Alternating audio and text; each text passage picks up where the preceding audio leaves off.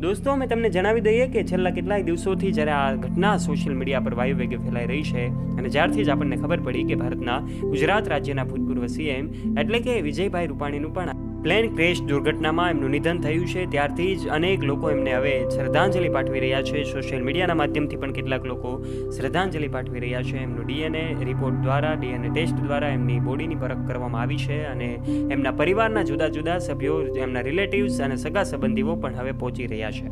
ત્યારે ગઈકાલે ભારતના યશસ્વી વડાપ્રધાન નરેન્દ્ર મોદી પણ પહોંચી ગયા હતા. એમણે પણ એમના વિજય રૂપાણીના ધર્મપત્ની અંજલિ રૂપાણીને પણ મળીને સાંત્વના પાઠવી હતી. આ સાથે સાથે અનેક લોકો એમને મળવા પહોંચી રહ્યા છે. ત્યારે હવે એમની અંતિમ યાત્રાની તૈયારીઓ થઈ ચૂકી છે.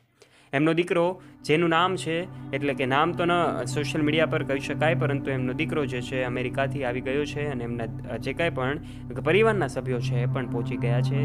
દીકરો અમેરિકા હતો અને એમની દીકરી લંડનમાં હતી. ત્યારે લંડનમાં એમની દીકરીને મળવા જઈ રહેલા વિજય રૂપાણી આખરે એમની દીકરીને મળી ન શક્યા અને એમનું જે કાંઈ પણ પ્લેન ક્રેશ દુર્ઘટનામાં છે અવસાન થયું છે. ત્યારે આ ગુજરાતના સંવેદનશીલ સીએમ તરીકે જેઓએ ખૂબ સારી એવી ભૂમિકા અર્પણ કરી હતી એવા વિજયભાઈ રૂપાણીના નિધન થતાની સાથે જ સમગ્ર રાજકારણ, સમાજ અને સૌ લોકો, એમના ચાહક મિત્રોમાં શોકનો અને જે કાંઈ પણ છે શાંતિનો માહોલ છવાયો છે.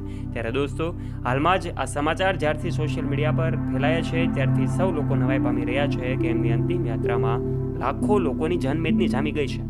એમના ઘરની સામે પણ ભીડ જામી ગઈ છે. દોસ્તો, આ ઘટના ખૂબ જ દુઃખદ છે.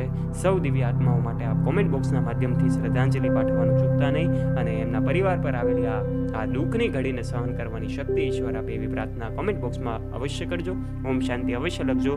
આવા રસપ્રદ અને રોચક વિડીયોઝ નિહાળવા માટે અત્યારે જ નીચે રહેલું બેલ આઇકન દબાવીને અમારી યુટ્યુબ ચેનલને અવશ્ય સબસ્ક્રાઇબ પણ કરી લેજો.